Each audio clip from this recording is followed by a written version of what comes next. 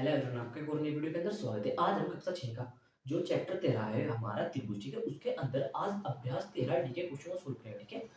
तो जो आज अभ्यास 13 डी करने वाले हैं, इसके अंदर भी मेनली आपको क्या काम करना, इसके अंदर भी आपको त्रिभुज को सर्वांशम शो करना। क्या करना आपको? सर्वांशम शो, ठीक है। और जो इससे पहले के अभ्यास है 13 ए और बी और सी, ठीक है, उन तीनों में क्या करते थे हम? सर्वांशम शो करते थे, ठीक है। अगर आपने वो लेक्चर देख रखे हैं जिधर विषय, तो आपको ये लेक्चर भी बहुत ज्यादा इजी लगेगा, ठीक है। इसलिए मैं आपको रिक्वेस्ट करूंगा कि पहले आप 13 ए और बी और सी तीनों को देख लो।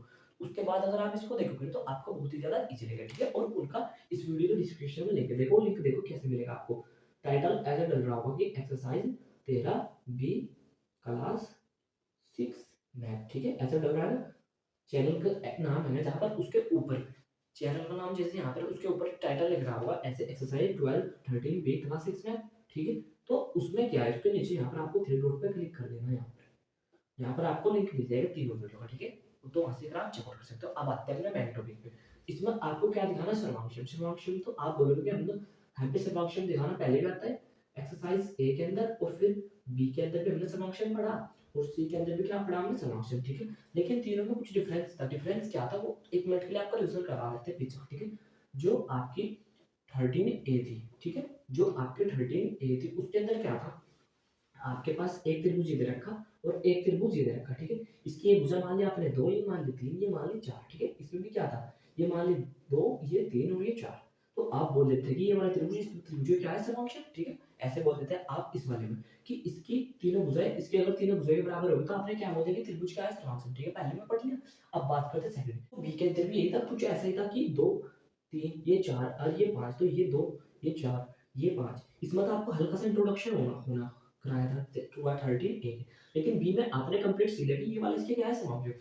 अब जब आपने 13 सी पढ़ी तो इसके अंदर कुछ अलग था। अलग कैसे था कि जैसे सपोज अगर आपके पास एक त्रिभुज ये रहा, ठीक है, और एक त्रिभुज ये रहा, ठीक है, दो त्रिभुज। इसके वाली भुजा मान लिया आपने तीन, और इसकी वाली मान लिया आपने, इसका मान लिया आपने चार। इसकी वाली भुजा मान लिया आपने तीन, और उसकी ये वाली भुजा मान ली चार, ठीक है। लेकिन इसमें डिफरेंट क्या था? अगर इसका ये एंगल अगर इसका 30 डिग्री का है और इसका भी ये वाला एंगल 30 डिग्री का है, कौन? ठीक है, तो ये दोनों त्रिभुज आपस में क्या हो जाएंगे? समविषम, ठीक है। आप इसे समझने का थोड़ा सा प्रयास करो कि अब 13 सी के अंदर हमने क्या पढ़ा कि किसी त्रिभुज की दो भुजाएं, पहली भुजा और दूसरी भुजा। किसी त्रिभुज की दो भुजाएं और एक कोण, किसी त्रिभुज की दो भुजाएं और ये वाला कोण इस कोण के अगर बराबर है तो त्रिभुज को क्या बोलते थे? आप समविषम, ठीक है। ये आप पढ़ चुके, रिवीजन करा रहे हैं आपका, ठीक है।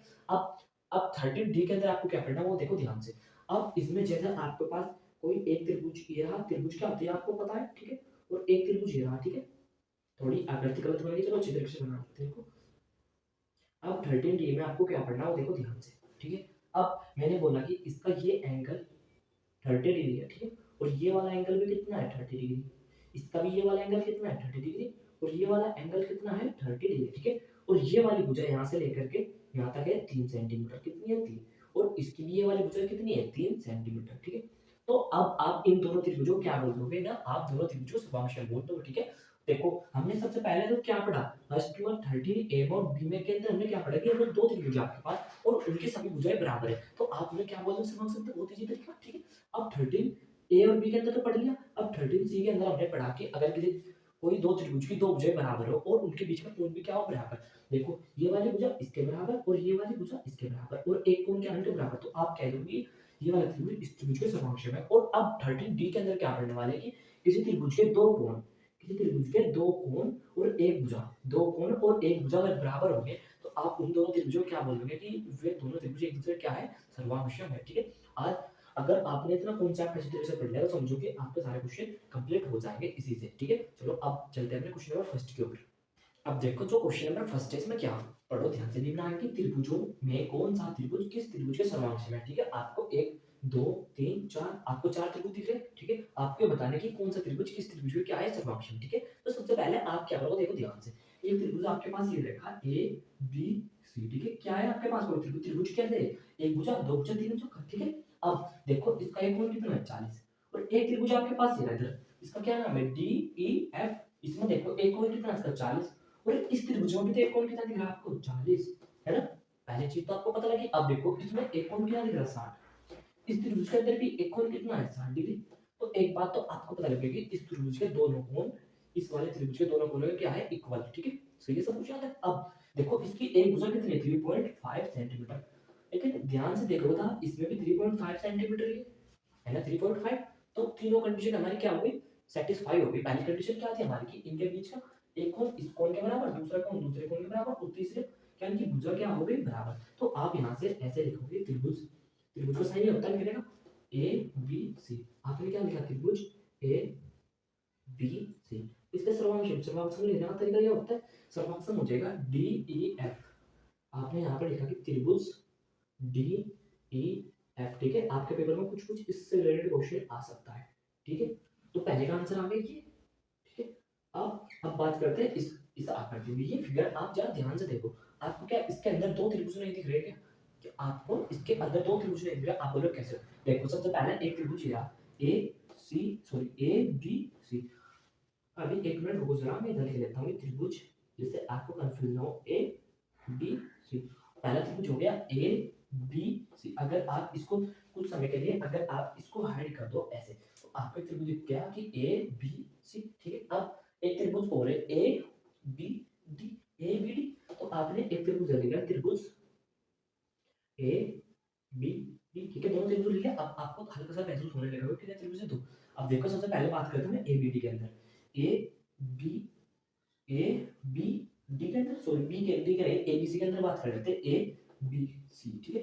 देखो ए बी सी में ए तो यहाँ से स्टार्ट होगा ना ऐसे, ए बी सी। तो इसका देखो एक कोण कितना है 30, और दूसरा कोण कितना है इसका, ए बी सी की बात हो रही है इसी की, ए बी सी। दूसरा कोण कितने का इसका 25 का, ठीक है। दूसरा कोण कितने का है इसका 25 का, पहला कोण कितने का था इसका 30 का, दूसरा कितना है 25। अब ऐसे ही बात करो दूसरे में, ए बी डी के अंदर देखो उसका पहला कोण कितने का है 25, और दूसरा कोण कितने का इसका 30। इसका पहले कितने का था 30 और 25, 30 और 25। तो दोनों कोण क्या हो गए इसके बराबर। अब आप कहोगे कि सर्वक्षमता बोल नहीं सकते, क्यों, क्योंकि क्या है इनकी बीच की भुजा, इन दोनों कोण तो बराबर हो, लेकिन क्या ऐसे दूरी तो नहीं दे रखी है किसी भुजा की, भुजा दोनों बराबर। लेकिन एक बात तो जरा ध्यान से देखो, ये जो ए बी है, ठीक है, ए बी का आपने सपोज करा एक्स मान लीजिए कितनी है एक्स सेंटीमीटर, ठीक है। मान लिया आपने एक्स सेंटीमीटर। देखो ये वाली, अगर आप ए बी सी को देखो, ए बी सी देख लिया आपने, तो ये वाली इतनी है। अगर आप ए सी डी को देखो, ए बी डी को देखो, तो तब भी ये तो कांस्टेंट है ना, इस वाले त्रिभुज में देखो चाहे इस वाले में देखो, ये क्या दूरी चेंज हो रही है नहीं, ये वाली बदलेगी और ये वाली, ये वाली और ये वाली, लेकिन ये वाले दोनों त्रिभुजों में क्या है फिक्शन है। तो इसलिए ये वाला त्रिभुज इस वाले त्रिभुज क्या हो जाएगा सर्वांश, ठीक है। अब एक फिगर ये रही लास्ट, ये तो बहुत इजी है, ठीक है। अब देखो एक त्रिभुज ये रहा और एक त्रिभुज ये रहा। सबसे पहले का नाम लिख लेते हैं ए ओ डी। पहले त्रिभुज आपने लिख लिया ए ओ डी, ठीक है। और ऐसा नहीं कि आप ऐसे लिखो, इसको आप ए डी ओ भी लिख सकते हो, ए डी ओ, ठीक है। लिख लिया आपने कोई त्रिभुज। अब एक त्रिभुज और है आपके पास बी ओ सी, या ओ बी से जो भी आपकी मर्जी वो लिख लो आप। हमने क्या लिखा कि ओ डी सी, ठीक है। हमने क्या लिख लिया, दो त्रिभुजों को लिख लिया। अब आप कहोगे कि दो त्रिभुज कैसे, देखो ध्यान से, अगर आप तीनों को गायब कर दो तो आपको एक त्रिभुज क्लियर दिखाई दे रहा, कौन सा, ए ओ डी, ए ओ डी दिखाई दे रहा है क्लियर। अब अगर आप इसको गायब कर दो तो आपको दिखाई दे रहा है B, sorry O B C, ठीक है। अब देखो इसकी एक डिस्टेंस कितनी यहाँ से लेकर यहाँ तक 2 किलोमीटर, और सॉरी 2 सेंटीमीटर, और यहाँ से यहाँ तक की भी कितनी है 2 सेंटीमीटर। अब एक बात तो आपको पता लगे कंफर्म कि क्या है, ये वाले भुजा इस वाली भुजा की क्या है बराबर। अब दो चीज और निकालनी होती है, पहले क्या कि इनके बीच के दो कोण बराबर हो जाए। अब देखो इसका कोण कितना है 100, इसका कोण कितना है 100। एक कंडीशन और सेटिस्फाई होगी। अब एक लास्ट कंडीशन, इसकी लास्ट कंडीशन क्या कि इसमें हमें एक कोण और भी तो देखना है कि जो क्या है बराबर। अब वो कोण कैसे देखो, वो देखो ध्यान से। अब देखो यहाँ से यहाँ तक की डिस्टेंस कितनी है 2 सेंटीमीटर, और यहाँ से यहाँ तक की डिस्टेंस भी कितनी है 2 सेंटीमीटर। तो अगर इनके बीच में हम बीचों बीच से यहाँ से यहाँ तक की टोटल कितनी, दो और दो कितने हो गए, टोटल हो गई 4, ठीक है। टोटल कितनी हो गई 4। तो अगर हम बीचों बीच इसके नाम यहाँ पे डालेंगे तो यहाँ से यहाँ तक की डिस्टेंस कितनी हो जाएगी इसकी, 2 तो हो जाएगी यहाँ से यहाँ तक की, और 2 हो जाएगी इधर की, 2 हो गई ये, 2 हो गई। यही तो सीन हो रहा है यहाँ पर कि पूरे टोटल 4 थे, हमने बीचों बीच से ऐसे लग डाल दिए। अब इसके बीच में से एक रेखा ऐसे ली, चल गई, ठीक है। और यहाँ से क्या हुआ कि ऐसे मिला इधर और इधर ऐसे मिला, है ना। तो ये वाला कोण क्या इस कोण के बराबर नहीं हो गया। अब आपको कि ये कैसे बराबर हो जाएगा, देखो ये कितना डिग्री का कोण बना रहा है इधर भी 100 का, और इधर भी बिल्कुल फिक्स कितने का बना रहा है 100 डिग्री का। तो इसलिए ये वाला कोण ऑटोमेटिकली क्या हो जाएगा इसके बराबर हो जाएगा, ठीक है। किस क्या हो जाएगा इसके बराबर। इसको आपको ज्यादा डीप में पढ़ने की जरूरत नहीं है, जैसे इससे ऊपर की क्लास में जाओगे तो आपको कॉन्सेप्ट समझ में आने लगेगा, ठीक है। तो इसलिए ये वाला त्रिभुज क्या हो जाएगा, सर्वांश, ठीक है। इसके साथ हमारे पहला क्वेश्चन हो जाता है कंप्लीट। अब चलते हैं अपने क्वेश्चन नंबर सेकंड। और इसमें एक छोटी सी बात और बतानी थी, अगर आप इन्हें आंसर को आंसर शीट से मैच करो तो आपका आंसर क्या आएगा, डिफरेंट। क्योंकि जैसे ये लिख रहा है हमारा ए बी सी, आप इसको बी ए सी भी लिख सकते हो, ठीक है, त्रिभुज बी ए सी, ऐसे ही इसको भी आप ई डी एफ या कुछ भी लिख सकते हो, ठीक है, ई डी एफ आगे पीछे लिखने से कोई फर्क नहीं पड़ता, क्योंकि ये तीनों क्या है, शीर्ष है ना, ये इसे आप चाहे तो ऐसे लिखो और चाहे फिर ऐसे की बजाय ऐसे लिखो, ठीक है, लेकिन बात एक ही है, ठीक है। तो इसलिए आपके आंसर शीट में आंसर मैच नहीं होंगे, ठीक है। चलो अब करते हैं क्वेश्चन नंबर सेकंड। अब देखो जो हमारा क्वेश्चन नंबर सेकंड दिया, इसमें क्या दिया, इसका ध्यान से पढ़ो कि चित्र में एडी कोण ए का अर्धक है, ठीक है। सबसे पहली बात ये आती है कि अर्धक क्या होते हैं। अर्धक का मतलब होता है हाफ। हाफ तो पता होगा ना, हाफ, हाफ या फिर आधा, आप बोल सकते हो आधा। जैसे आपके पास ये मार्कर है, आप बीच में से क्या कर दो, अर्धक। अर्धक का मतलब आपने बीच में क्या कर दिया, हाफ, आधा इधर और आधा इधर, ठीक है। आपने क्या कर दिया बीच में से आधा, ठीक है, पता लग गया। अब देखो चित्र में एडी कोण ए का अर्धक है, ठीक है। ए सबसे पहले एडी कौन सा, एडी ये रहा ए और डी। कोण ए का अर्धक का मतलब क्या है, कोण ए को बीच में से क्या करते हैं इसमें आधा। ये पूरा कोण ऐसे था, ठीक है। इसमें ए डी ने क्या कर दिया, बीच में से आधा कर दिया, आधा हिस्सा इधर हो गया ओ, आधा हो गया अब इधर, ठीक है। इतनी बात क्लियर हो गई आपको। अब पता लग गया ना कोण ए और डी अर्धक है। अब आगे बढ़ते तथा ए डी, इसका मतलब क्या होता है, लंब। ए डी लंबवत है बीसी के। बीसी कहां पर है, ये रहा बीसी, तो ये रहा, और एडी क्या है इसका लंबवत। तो बात बिल्कुल सही, बीडी के एडी क्या है, लंबवत। एडी लंबवत है बीसी के। बीसी ऐसे, एडी कैसे, ऐसे, एडी हो गया ऐसे, तो क्या इसका लंबवत नहीं है, इसका लंबवत है ना, कि एडी लंबवत है बीसी के। एडी ये वाला लंबवत है इसके, ये मतलब ये है कि ये ऐसे है, ठीक है। सही है सब कुछ। तो क्या A D B, A D B पहला त्रिभुज रहा, ए डी बी सर्वांश होगा ए डी सी के। ए डी सी के इसका मतलब क्या है, ये वाला त्रिभुज इस वाले त्रिभुज के समकक्ष है या नहीं है, ये बताना आपको, ठीक है। अब क्या सबसे पहला काम क्या करोगे आप, आपको तीन कंडीशन है, दो दो तो कोण और एक भुज अगर आपने बराबर दिखा दी तो आप ये बोल दोगे कि ये वाला त्रिभुज इस वाले त्रिभुज क्या है, समकक्ष, ठीक है। चलो अब देखो जरा ध्यान से, इसका ये वाला कोण इस वाले कोण के क्या बराबर नहीं है, अगर आप इसको कोण आई मान लोगे तो ये भी क्या है आई, क्योंकि क्या किया इसने आधा कर दिया, जितना इधर था उतना ही क्या वो उधर। अगर ये पूरा कोण दो आई था ए, तो इसका मतलब आधा कर दिया ना, तो आई हो गया इधर और आई हो गया इधर, ठीक है। इतनी बात की तो पहली बात तो आपको ये पता लग गया कि ये वाला कोण क्या है दोनों में, कॉमन, ठीक है। अब दूसरा कोण कहां से निकालोगे आप, देखो ये वाला कोण इसका इस वाले कोण के बराबर नहीं होगा क्या। अब आप कहोगे ये कैसे बराबर हो गया, देखो ये कोई रेखा है, ठीक है, यहाँ तक की कोई दूरी है। अब इसमें ऐसे आपने लंब डाला, तो जितना कोण ये वाला होगा उतना ही ये वाला होगा, ठीक है। ये बात तो आपको पता होगी, पता नहीं है तो आप ध्यान से समझ लो। और ये इसके बराबर क्यों हो रहा है, क्योंकि इनमें दोनों में यहाँ पर ऊपर दोनों में सेम कोण बन रहे हैं, इसलिए जब यहाँ से आई पर कोण बनेगा तो यहाँ तक जाएगी लाइन, तो जब इधर भी आई बन जाएगा तो 100% बिल्कुल फिक्स डिस्टेंस पर आएगी, तो इसलिए ये वाला कोण भी इस वाले के बराबर हो जाएगा, ठीक है। या फिर आप ये दोनों कोणों को क्या दिखा सकते हो, बराबर, ठीक है। पहला कोण आपने वो बराबर दिखा, दूसरा ये वाला कोण अगर इसको आप कोण x मानोगे तो ये वाला भी कितना हो जाएगा, कोण x, ये दोनों भी क्या हो गए आपस में बराबर, और कोण i बराबर हो गया कोण i, ठीक है। सही है बात। अब देखो जब इस पे i कोण बना तो यहाँ पर लाइन पड़ी, इस पे भी i कोण पड़ा तो यहीं पर लाइन पड़ेगी, तो ये वाले डिस्टेंस इस वाले डिस्टेंस के ऑटोमेटिकली बराबर हो जाएगी। बराबर कैसे होगी, अगर इसका सपोज करो i ना, इस पर थोड़ा सा अलग बन जाता कोण, तो ये दूरी बढ़ जाती, अगर थोड़ा कम बनता तो यहाँ पर थोड़ी सी क्या होती, कम हो जाती, ठीक है। लेकिन क्या है, यहाँ पर भी आई है यहाँ पर भी, दोनों में क्या है, कोण एक जगह फिक्स बन रहा है ना, तो इसलिए यहाँ से लेकर के यहाँ तक का डिस्टेंस क्या होगा, फिक्स का मतलब क्या है कि BD इक्वल हो जाएगा DC का, ठीक है, हो गया। अब आपको समझ में आ गया, अब आप बोल रहे हो कि ये वाला कोण कोण ADB सर्वांश में ADC के, ठीक है। यह कहना सही है कि BD इक्वल टू DC, क्योंकि ये बात आपको समझेगा ना, BD इक्वल टू DC, ये बात बिल्कुल सत्य है कि क्योंकि इनका कोण ये वाला कोण से यहाँ से जब लाइट पड़ेगी ना तो यहाँ पर बनेगी रेखा, और यहाँ से यहाँ पर, ठीक है। तो अब आपके दोनों ये भी क्या है, हाँ सर्वांश में। अब ये कहना सही है कि हाँ, ये कहना क्या है, सही। तो इसी के साथ हमारा क्वेश्चन नंबर सेकंड हो जाता है कंप्लीट, ठीक है। आपको इनमें थ्योरी कम है, आपको समझना ज्यादा होता है, ठीक है। अब बात करते हैं अपने क्वेश्चन नंबर थर्ड की ओर। क्वेश्चन नंबर थर्ड में क्या दिया, चित्र में ए एक्स, ये क्या रखा आपको कोई चित्र, ठीक है। इसमें ए एक्स सी ए बी और बी डी सी को समद्विभाजित करते हैं। सबसे पहले बात तो समद्विभाजित क्या होते हैं, ठीक है। इससे पहले लेक्चर में मैंने डिस्कस किया हुआ समद्विभाजित का मतलब क्या होता है, इंट्रोडक्शन में त्रिभुज के इंट्रोड्यूस करा रखा। आपको समद्विभाजित का मतलब होता है जैसे आपके पास एक त्रिभुज है ये, ठीक है, और इसमें आपने क्या किया, समद्विभाजक मतलब समान दो हिस्सों में क्या करना, विभाजित। समद्विभाजित का मतलब क्या हो, जिसकी दो भुजा क्या हो, बराबर, उसे आप समद्विभाजित बोलते हो। जैसे एक त्रिभुज ये रहा और एक त्रिभुज ये रहा, इसकी भुजा कितनी है, तीन, इसकी भी तीन है, इसकी पांच है और इसकी भी पांच है। तो आप क्या बोल दोगे कि त्रिभुज क्या है, ये वाला त्रिभुज इस त्रिभुज के क्या है, समद्विभाजित, मतलब जिसकी दो भुजा क्या हो, समान। ठीक है, तो ये वाला त्रिभुज इस त्रिभुज क्या है, समद्विभाजित। तो ऐसे ये वाला क्वेश्चन है आपका। ठीक है, क्वेश्चन को आगे ध्यान से पढ़ो। समद्विभाजक चित्र में ए एक्स, ए एक्स, ए एक्स, ठीक है, ये क्या है, कोई ए एक्स सी, कौन सी ए बी, कौन सी ए बी, ए बीच में ना ये वाला कौन, इसका मतलब क्या होता है, कौन होता है, इसका मतलब कौन लिख रहा है, सी ए बी, बीच वाले को, बीच वाला देखना होता है आपको। ठीक है, कौन सी ए बी, और क्या बोले आपको, और कौन बी डी सी। आप देखो उसमें क्या बोला, बी डी सी, डी कहां पर है, कौन बी डी सी को समद्विभाजित कर दो, यानी कि पूरा कौन था, ये जो ए एक्स और ये एक कौन ये रहा ए और एक कौन ये रहा डी। तो ये जो ए एक्स से क्या करे, समद्विभाजित करे, समद्विभाजन मैंने समान दोस्तों में काट रहा। ये जो कौन रेखा थी ए एक्स, ठीक है, ये कौन ए को और कौन डी को क्या कर रही है, समद्विभाजित कर रही है। बात बोली ना कि रेखा में, सॉरी चित्र में रेखा ए एक्स सी ए बी और बी डी सी को क्या करते हैं, समद्विभाजित करती है, समझ समझ गया।